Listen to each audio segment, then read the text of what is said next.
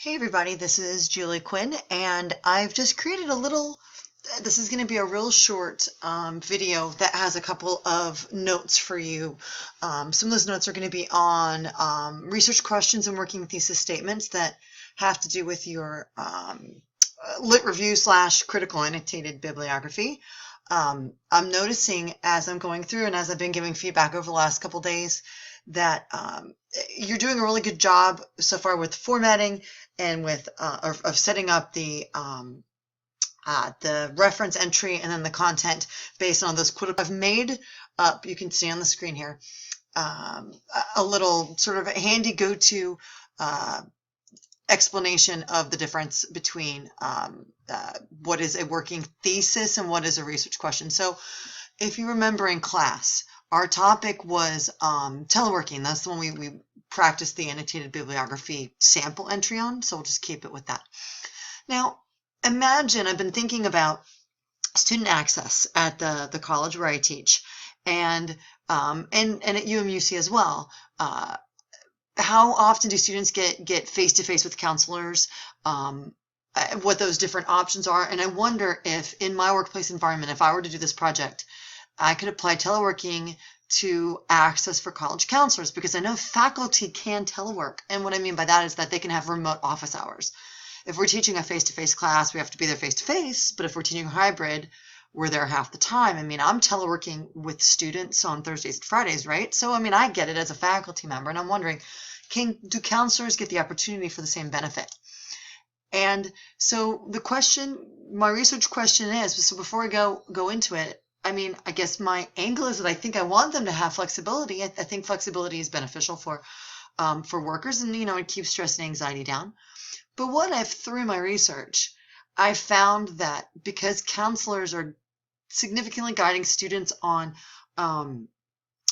struggles with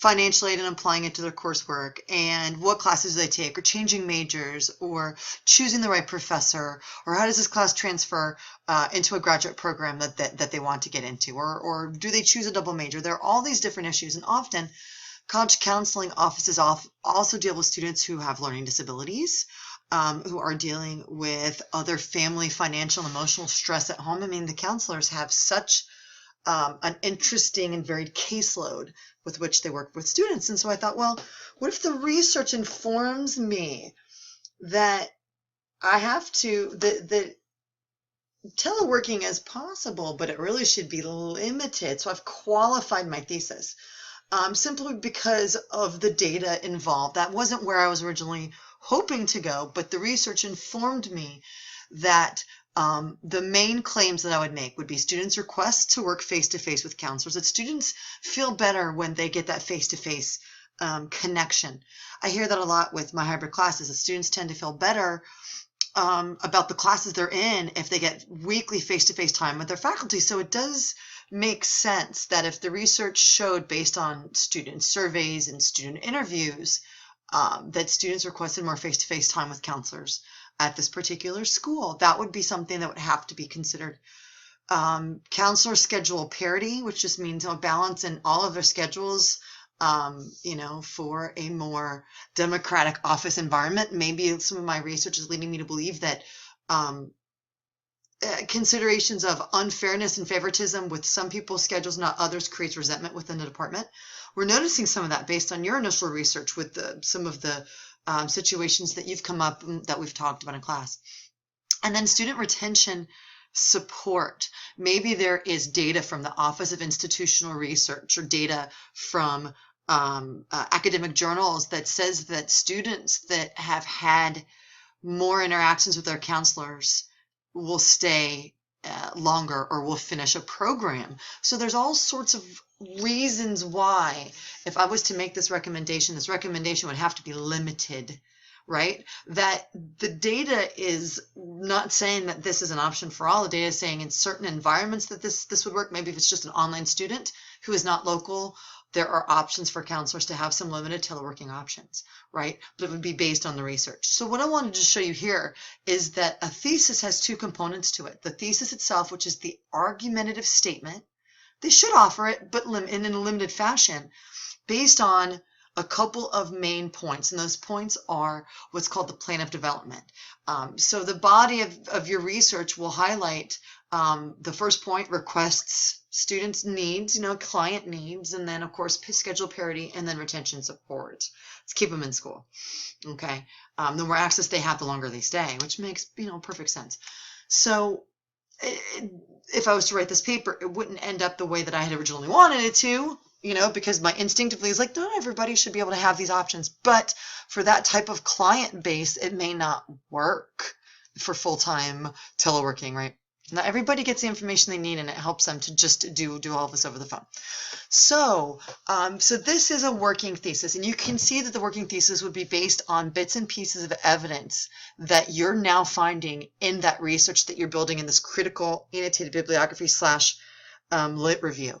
Your colleagues, your classmates that have already posted have done a wonderful job.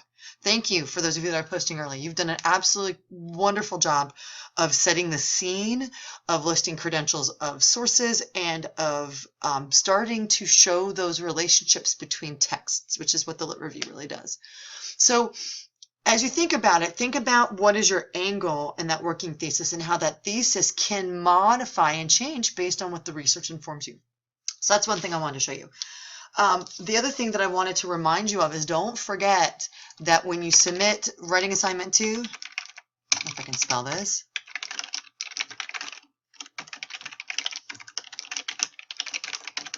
that I want you to submit it in APA or MLA style. So, for example, for the final submission, when you push it into the assignment 2 folder, make sure that either APA or MLA is in 12-point Times New Roman double spaced. AP has a cover page, MLA does not, because remember, in advanced business writing, attention to format detail is really critical. Again, I used to be a proposal writer, and so many of you who work on government contracts know exactly what I'm talking about. That if you do not follow the format to the letter, oftentimes those opportunities when you're submitting a proposal for work, for example, may not be considered. So I'm going to be a bit of a stickler for that. But if you have questions, boy, can I help you. And I know we talked about it in class. I'm more than willing to do conferences on format. If you need a refresher, it's been a while since you've been forced to do MLA or APA style. Finally, I use what's called bubble comments to leave comments on Word documents. And I think I did in running assignment 1. But as you're doing your annotated bib drafts or your lit review drafts in week 3's discussion, just as a quick reminder, when I leave a comment, I'm just leaving a fake comment here right now. Sometimes, depending on your view, you may not even see that my comment's there other than that there's this highlight. So if you're in Word, toggle up to review and then choose all markup, and then my comments will expand in full. Okay? So if you have any questions whatsoever, let me know. I look forward to talking with you today and tomorrow, and I'm excited to see you guys submit more of your annotated bib / lit reviews.